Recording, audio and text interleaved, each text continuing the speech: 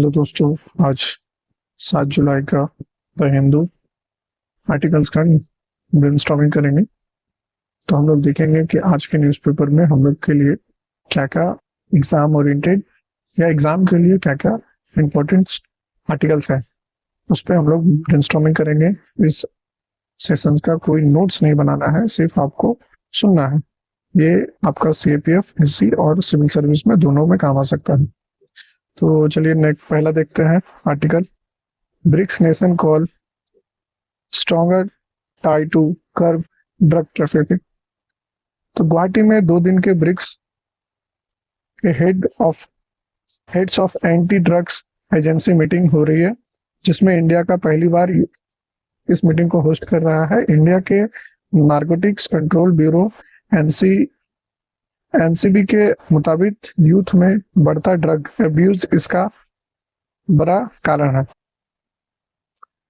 Drugs trafficking एक transitional threat है जिससे टैकल करने के लिए मेंबर नेशन के बीच law of enforcement and intelligence sharing को मजबूत करने पर जोर दिया गया है। मीटिंग में मेन फोकस इमर्जिंग थ्रेट पर था, जिससे कि ट्रैफिकिंग के लिए मैरीटाइम रूट को मिसयूज और डार्क नेट मार्केट प्लेस और इलिसिट ट्रांजैक्शन के लिए क्रिप्टो करेंसी का इस्तेमाल ना हो। एक्सपेंडेड ब्रिक्स ब्लॉक जैसे अभी भरा हुआ है, जैसे इजिप्ट, इथियोपिया, ईरान, सऊदी अरब, अरेबिया और यूएई, इंडोनेशिया। लगभग हाफ ग्लोबल पॉपुलेशन और 40% से ज्यादा ग्लोबल जीडीपी रिप्रेजेंट करता है, जिससे कलेक्टिव फाइट और इम्पैक्ट ड्रिवन बनता है। इस आर्टिकल का कंक्लूजन यही हो सकता है कि ड्रग ट्रैफिकिंग से निपटने के लिए ब्रिक्स का यह collective framework real time intelligence sharing और cyber intelligence, dark net, crypto tracking, India का इंटरनल सिक्योरिटी और ग्लोबल स्टेबिलिटी के लिए बेहद क्रूशियल है। इस आर्टिकल में इतना ही था। हम लोग नेक्स्ट करेंगे। Stealth frigate Mahendragiri to join Indian navy. Indian navy ने अपनी 6 indigenous project A-17A stealth frigate Mahendragiri F-38 को विशाखापट्टनम में कमीशन करने जा रही है। ये इंडिया का डोमेस्टिक वारशिप बिल्डिंग प्रोग्राम के लिए एक मेजर माइलस्टोन है। इस एडवांस मल्टी रोल फ्रिगेट को नेवी ने वारशिप डिजाइन ब्यूरो ने डिजाइन किया है और Mazagon dock ship builder limited MDL Mumbai ने बिल्ड किया है। ये आत्मनिर्भर भारत का इनिशिएटिव प्रमोट करता है। ये फीचर क्या होंगे? Mahendragiri advance stealth feature reduce radar signature और हाई डिग्री ऑफ ऑटोमेशन से इक्विप है, जिसकी सर्वाइवबिलिटी बढ़ जाता है। स्ट्रेटेजिक इम्पैक्ट, ये वॉरशिप इंडो पैसिफिक रीजन में इंडियन नेवी के ऑपरेशनल कैपेबिलिटी को काफी हद तक बढ़ा देगी, जो मरीन टाइम सिक्योरिटी और डोमिनेंस के लिए क्रूशियल है। इस आर्टिकल का मेन क्रक्स क्या होंगे? महेंद्रगिरी का इंक्लूजन इंडिया के सेल्फ रिलायंस को स्ट्रॉन्ग करता है और इंडो पैसिफिक में बढ़ते जियोपॉलिटिक्स चैलेंजेस के बीच देश में मरीन टाइम का डिटेरेंस और नेट सिक्योरिटी प्रोवाइडर को रोल पे मजबूत बनाता है। नेक्स्ट आर्टिकल करेंगे। Question surrounding the Quad's future. US ने अपना यूएस इंडो पैसिफिक कमांड के नाम बढ़ाकर फिर से यूएस पैसिफिक कमांड कर दिया है। US national security strategy NSS 2025 अब इंडो पैसिफिक से ज्यादा वेस्टर्न हेमिस्फीयर को प्रायोरिटाइज करेगा, जिससे क्वाड के फ्यूचर और रिलेवेंस पर सवाल उठ रहा है। क्वाड को लेकर दो बड़े इशू है, जिसका पहला यह है कि चाइना को डायरेक्टली नाम या काउंटर करने के लिए खर्चा करता है। दूसरा, ये खुद को हार्ड सिक्योरिटी अलायंस से बचाए एक सॉफ्टवेयर पावर ग्रुप की तरह प्रोजेक्ट करता है। हालांकि क्वाड ने टेक, क्रिटिकल मिनरल और मरीन टाइम सिक्योरिटी पे काफी इनिशिएटिव लिया है, पर सिक्योरिटी फोर्स डोमेन में डेडिकेटेड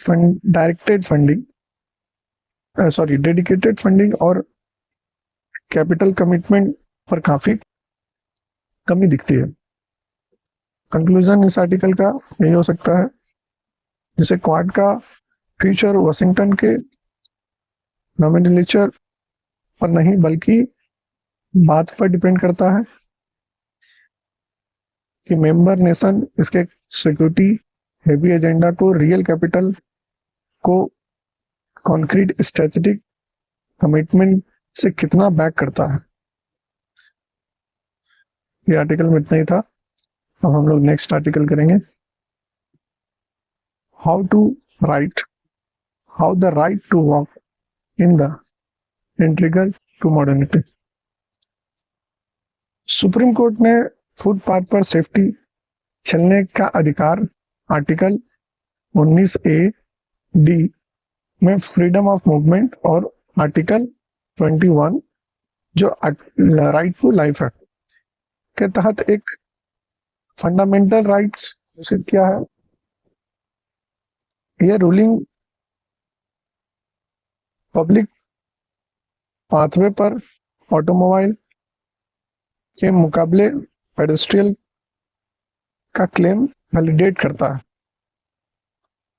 पेडेस्ट्रियन जो फुटपाथ पे उन्हें चलने के लिए है, जो चलते हैं उसको पेडेस्ट्रियन करते हैं।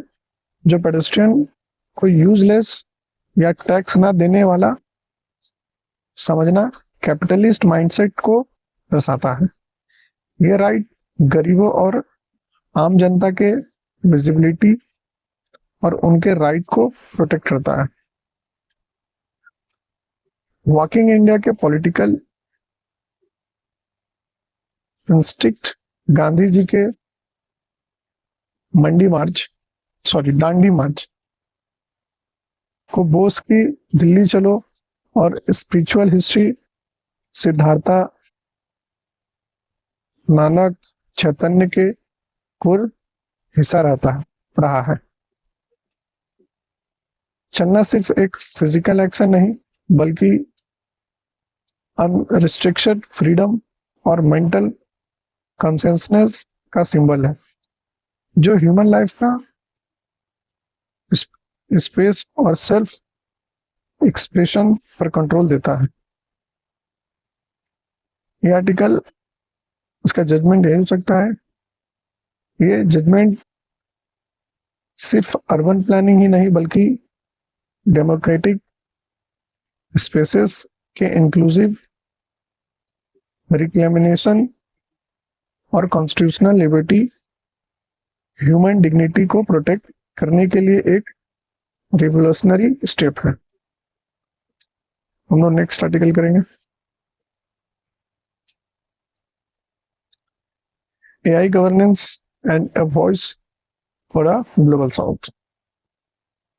फरवरी 2026 में India AI impact summit host किया है, जिसमें ब्लेथली पार्क या पेरिस समिट का एक्सपेरिमेंटल रिस्क के मुकाबले ग्लोबल साउथ के रियल वर्ल्ड रियलिटी और इक्विटी पर फोकस किया है। इंडिया खुद को एक मिडिल पावर की तरह देख रहा है, जहां यूएस डोमिनेटेड सप्लाई चेन, जिसका पैक्स सिलिका का हिस्सा बनकर प्रो इनोवेशन रेगुलेशन अडॉप्ट कर रहा है। पर इस इंडिया के ट्रेडिशनल ग्लोबल साउथ लीडरशिप और स्ट्रेटेजिक ऑटोनॉमी के बीच फ्रिक्शन पैदा कर रहा है। यूएस टेक मोनोपोलीज के चलते ग्लोबल साउथ सिर्फ डाटा एक्सट्रैक्शन, चीप लेबर और रिसोर्स जैसे लैंड, वाटर, डाटा सेंटर का सोर्स बनकर रह गया है,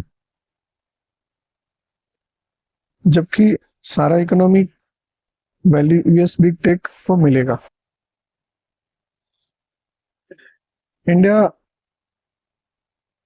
फ्रैक्चर्ड ग्लोबल एआई पॉलिसी के बीच एक लीडर बन सकता है। जिनेवा डायलॉग जिसे जुलाई 2026 में हुआ था, जिससे प्लेटफॉर्म का यूज करके इंडिया का डाटा, कंप्यूट और स्टैंडर्ड पूलिंग पर कोऑपरेटिव पाथवे बना सकते हैं।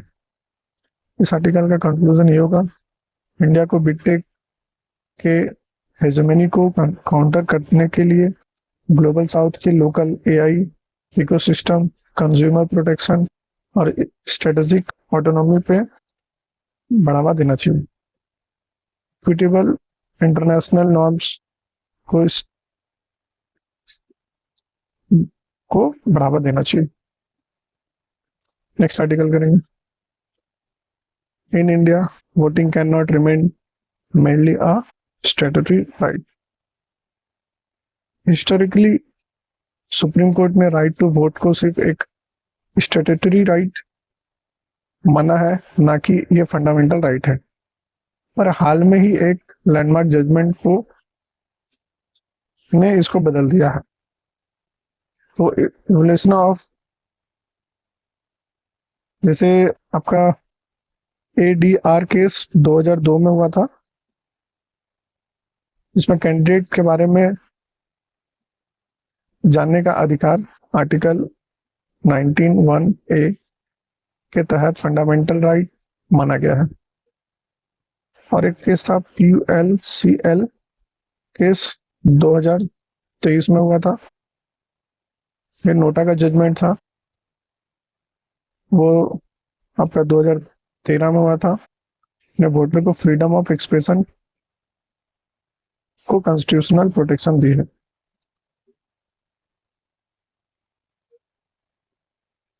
एक और लैंडमार्क जजमेंट था केशवानंद भारती केस, जिसके मुताबिक डेमोक्रेसी और free and fair election basic structure का हिस्सा है। ऐसे में डेमोक्रेसी का कोर एलिमेंट वोटिंग को कॉन्स्टिट्यूशनल कोड से बढ़कर रखना चाहिए। आर्टिकल 326 से इसको लिंक करेंगे। जैसे वोटिंग के अंदर वोटिंग का आधार, जैसे आर्टिकल 326 अडल्ट सफरेज से डायरेक्ट आता है, जो किसी ऑर्डिनरी लेजिस्लेशन पर नहीं बल्कि कॉन्स्टिट्यूशन पर निर्भर करता है। ये आर्टिकल का कंक्लूजन ये हो सकता है, अब समय आ गया है कि सुप्रीम कोर्ट पुरानी डॉक्ट्रिन को रिविजिट करे और वोटिंग के एक एब्सोल्यूट कॉन्स्टिट्यूशनल या फंडामेंटल राइट को दर्जा दे, ताकि डेमोक्रेटिक लेजिटिमेसी और सिटीजन के सोवरेनिटी पूरी तरह से सेफ रहे। नेक्स्ट आर्टिकल का फॉलोइंग बिहाइंड। मुंबई का एक अर्बनाइजेशन इसकी इंफ्रास्ट्रक्चर अपग्रेड से काफी तेज चल रहा है।